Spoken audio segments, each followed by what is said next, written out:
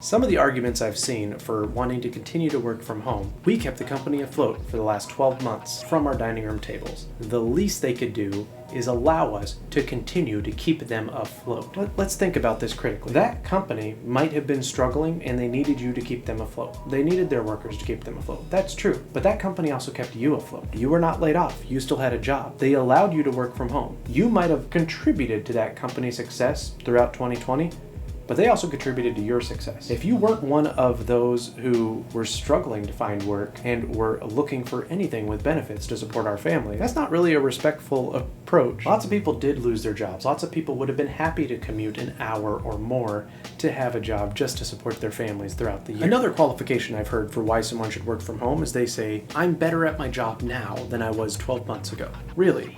You've been doing the exact same job for the last 12 months, and you're better now than you were last year. I would certainly hope so. If you have been doing the exact same work, you should have improved in your performance. Maybe you took on more, maybe your group has been better at communicating with each other, maybe they've shown that they can be just as effective working from home. I know a lot of companies that are looking at their IT departments and saying, these IT guys knew how to communicate with each other before we sent them work from home. They were all chatting, they were using Microsoft Teams, or they were using Slack or Discord or whatever, long before we told them they had to adapt to this chat environment. And you had some really tight-knit groups. And when they were sent work from home, they continued to meet, to have video chats, interact, and they're still a very tight-knit group of people. One of the things that companies, when they start fighting this battle, is to know that they're not fighting the battle of work from home versus work in office.